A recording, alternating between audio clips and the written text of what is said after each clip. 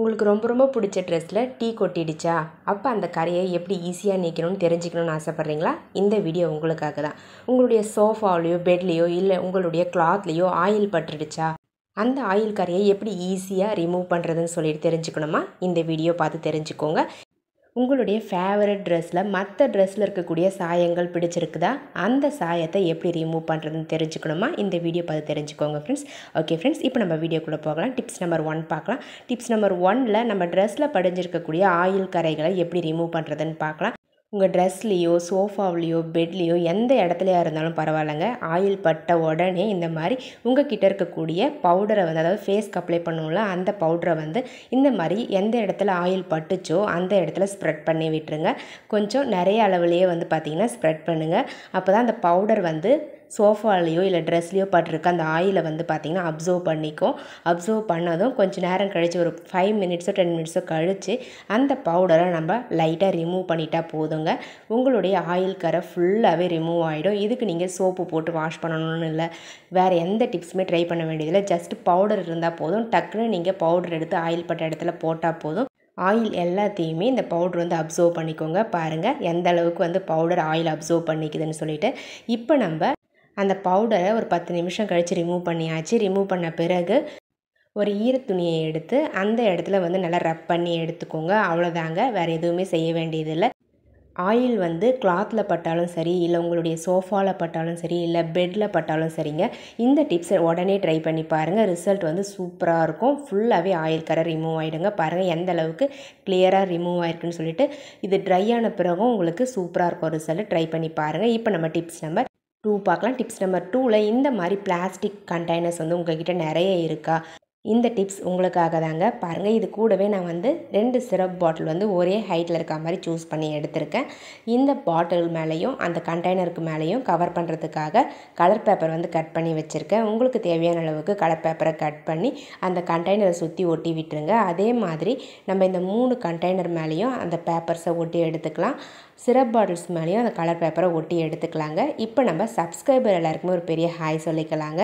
Sukhu, Kutty, Palani Sundari, Panchavarnam, Kanaga, Tamil Bala, Rekha Seenu, Annapoorani, Sasang, Daisy, Sai, granny remedies, Kanagavalli, Abhinaya, இவங்க எல்லாருக்குமே ஒரு பெரிய ஹாய் சொல்லிக்கலாங்க ஃப்ரெண்ட்ஸ். ஓகே ஃப்ரெண்ட்ஸ், இப்போ நம்ம வீடியோக்குள்ளே போகலாம் வாங்க. பாருங்கள் ஃப்ரெண்ட்ஸ், நான் வந்து ஃபுல்லாகவே எடுத்திருந்த எல்லா பிளாஸ்டிக் கண்டெய்னர் மேலேயும் பிளாஸ்டிக் பாட்டில் மேலேயும் கலர் பேப்பரை ஒட்டி முடிச்சாச்சு. இப்போ நம்ம ஃபெவிக்விக் இருந்தால் எடுத்துக்கலாம். அந்த ஃபெவிக்விக் யூஸ் பண்ணி அழகாக அந்த பிளாஸ்டிக் சிரப் பாட்டிலில் அந்த பிளாஸ்டிக் கண்டெய்னருடைய சென்டர் போர்ஷனில் வச்சு ஒட்டி விட்டுக்கோங்க. இந்த டிப்ஸ்க்கு நீங்கள் ஒட்டுறதுக்காக நீங்கள் ஃபெவிக்விக் யூஸ் பண்ணி ஒட்டிக்கோங்க. க்ளூகன் யூஸ் பண்ணாதீங்க. க்ளூகன் யூஸ் பண்ணிங்க அப்படின்னா சரியாக ஒட்டாது. என்கிட்ட தற்சமயம் ஃபெவிக்விக் இல்லாததால் தான் நான் க்ளூகன் யூஸ் பண்ணியிருக்கேன்.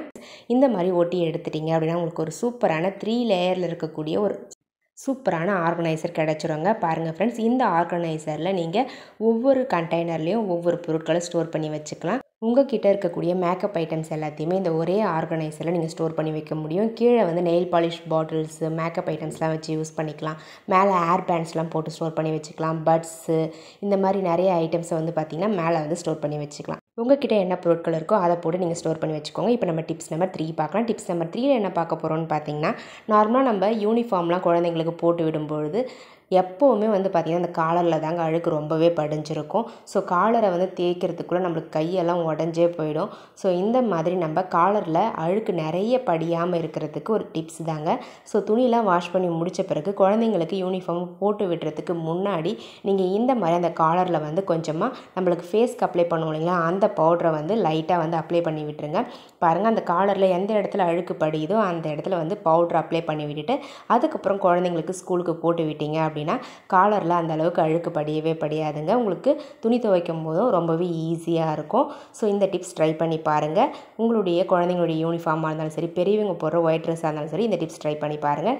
ரிசல்ட் வந்து சூப்பராக இருக்கும். ட்ரை பண்ணி பார்த்துட்டு சொல்லுங்கள் ஃப்ரெண்ட்ஸ். இப்போ நம்ம டிப்ஸ் நம்பர் 4 பார்க்கலாம். டிப்ஸ் நம்பர் 4ல் என்ன பார்க்க போகிறோம்னு பார்த்தீங்கன்னா, நம்ம நார்மலாக குழந்தைங்களுக்கு போடுற ட்ரெஸ் வந்து பார்த்திங்கன்னா எல்லா ட்ரெஸ் கூடயும் போட்டு வாஷ் பண்ணும்பொழுது இந்த மாதிரி ஒயிட் ட்ரெஸ் வந்து ரொம்பவே மற்ற ட்ரெஸ் இருக்கக்கூடிய கரையாக இருக்கட்டும், சாயமாக இருக்கட்டும் பிடிச்சிக்கிட்டு வேஸ்ட்டாக போயிடுங்க. அதை யூஸ் பண்ணவே முடியாது மறுபடியும். ஸோ மற்ற ட்ரெஸ்ஸில் இருக்கக்கூடிய சாயம் படிஞ்சிருந்தாலும் சரி, இல்லை வாஷிங் மிஷினில் போட்டு ஒயிட் ட்ரெஸ் வந்து அழுக்கு போகாமல் அப்படியே இருந்தாலும் சரி, அந்த ஒயிட் ட்ரெஸ்ஸை எப்படி வந்து ஈஸியாக நம்ம பளிச்சுன்னு மாற்றுறதுன்னு பார்க்கலாம்.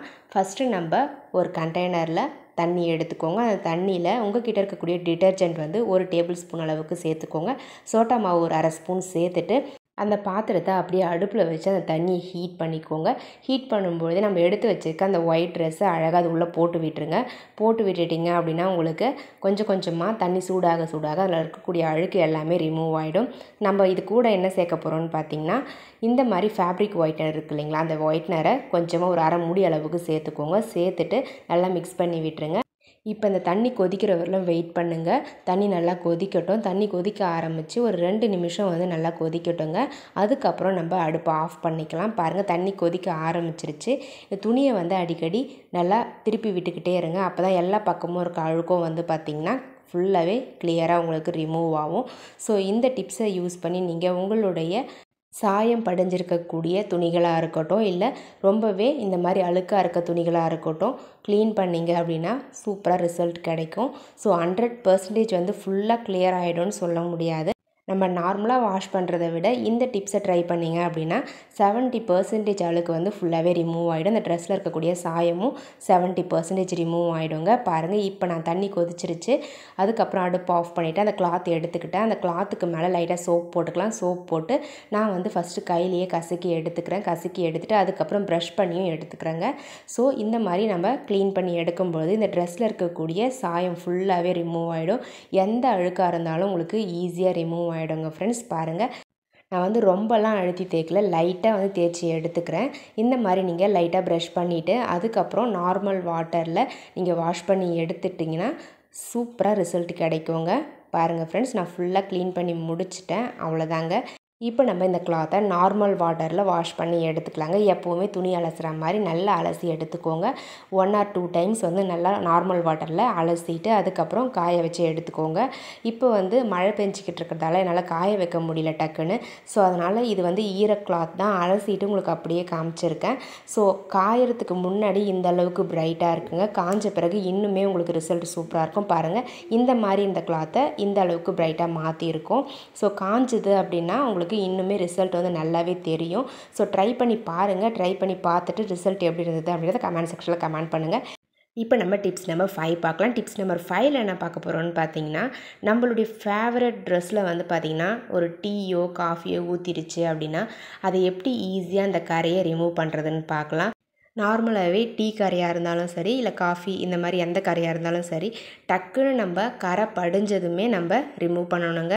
இந்த மாதிரி கரை படிஞ்சதும் உடனே நீங்கள் இந்த டீ கரையாக இருந்தாலும் சரி, காஃபி கரையாக இருந்தாலும் சரி, அதை வந்து ஃபஸ்ட்டு நார்மல் வாட்டரில் வாஷ் பண்ணுங்கள். ஃபஸ்ட்டு நார்மல் வாட்டரில் வாஷ் பண்ணி முடித்த பிறகு நம்ம வீட்டில் இருக்கக்கூடிய 2 பொருளை சேர்த்து வாஷ் பண்ண போகிறோம். மற்ற எந்த பொருளுமே தேவையில்லை. இந்த 2 பொருள் போதும். உங்களுடைய ட்ரெஸ்ஸில் படிஞ்சிருக்கக்கூடிய டீ கரையை ஈஸியாக நீங்கள் ரிமூவ் பண்ணிடலாங்க. இதுக்கு வந்து நான் வந்து சூடாக இருக்கக்கூடிய பால் வந்து ஒரு 2 ஸ்பூன் அளவுக்கு இருந்தால் போதும். அந்த பாலை வந்து எந்த இடத்துல டீ கரை படிஞ்சிருக்கோ அந்த இடத்துல நீங்கள் அப்ளை பண்ணிவிட்டு லைட்டாக வந்து இந்த மாதிரி ரப் பண்ணி விட்டுருங்க. ரப் பண்ணி விட்ட பிறகு இதுக்கு மேலே சால்ட் ஆட் பண்ணிக்கோங்க. தண்ணிலாம் ஆட் பண்ணக்கூடாது. இந்த மாதிரி சால்ட் ஆட் பண்ணி அதுக்கு மேலே இன்னும் கொஞ்சம் நல்லா ரப் பண்ணி கொடுத்துக்கோங்க.